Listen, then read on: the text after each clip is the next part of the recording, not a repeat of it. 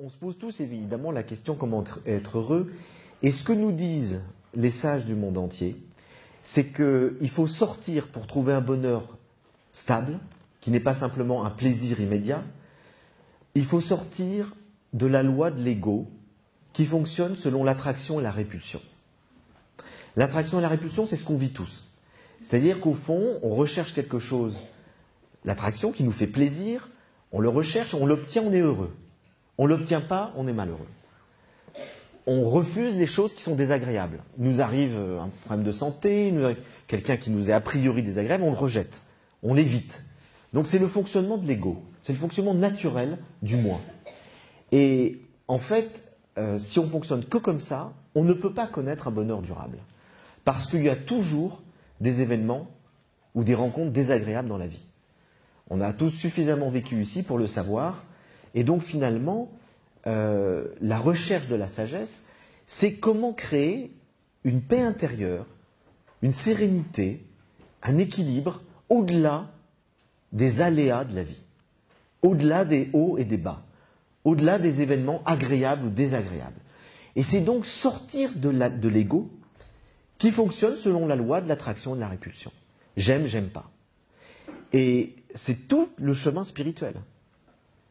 En tout cas, c'est un des grands axes essentiels qui est donné par la sagesse.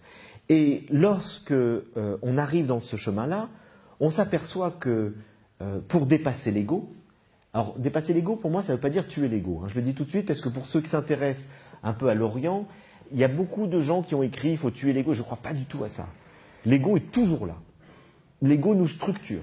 L'ego nous protège. L'ego a une fonction nécessaire de survie. Parce que si on n'avait pas d'ego, on ne saurait pas non plus discerner un danger pour nous. Il est utile de développer, de structurer son ego. Et une fois qu'on l'a fait, il faut le quitter. Ça veut dire qu'il faut l'avoir tout en étant libre vis-à-vis de lui.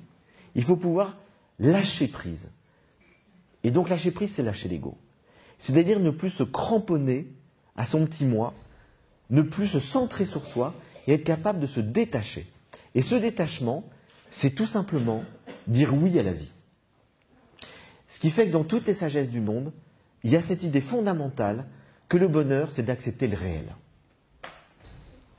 Avec un oui qui ne soit pas conditionné à « le réel me plaît, je l'accepte. Il ne me plaît pas, je le rejette ». Ça veut pas dire non plus qu'il faut être fataliste. Parce qu'évidemment, on pourrait dire « oui, mais alors si on accepte tout, on est dans un fatalisme total ». Non. On peut transformer ce qui relève de nous. Ce que dit Épictète. Ce qui relève de toi, transforme-le, améliore-le. Ce qui dépend de toi. C'est toute la sagesse stoïcienne. Mais ce qui ne dépend pas de toi, d'avoir telle épreuve de santé, d'avoir quelqu'un que tu aimes qui meurt, d'avoir un revers professionnel, il y a des choses, ça ne dépend pas de nous. À ce moment-là, la sagesse, c'est de ne pas se crisper, de ne pas se bloquer, de ne pas vouloir à tout prix que les choses soient autrement qu'elles sont, et de lâcher prise, d'accepter ce qui est inéluctable.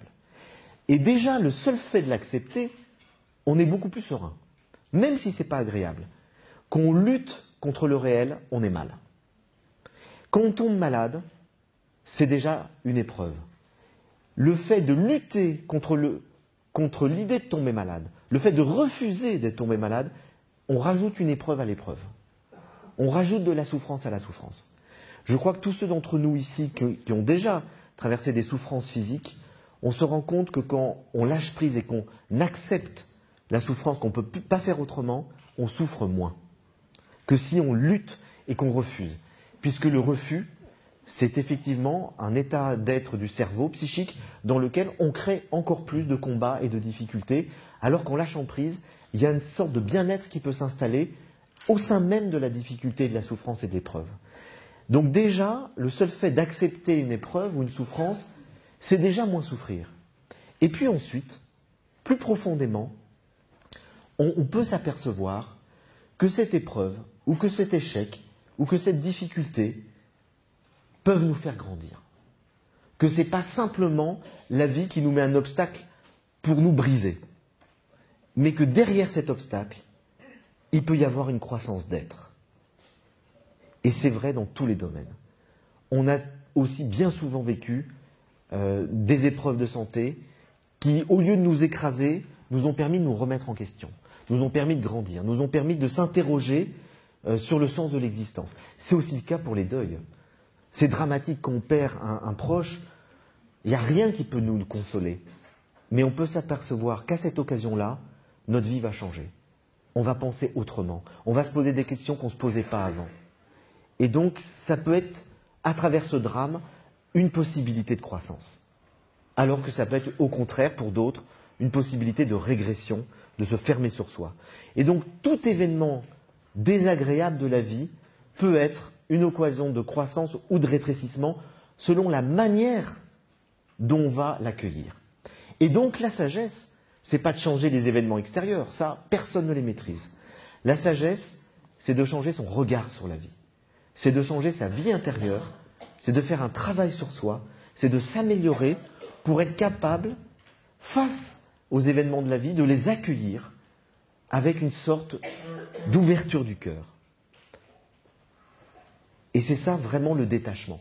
C'est pour ça qu'on retrouve toute cette notion de lâcher prise, de détachement dans tous les grands courants de sagesse philosophique ou spirituelle du monde.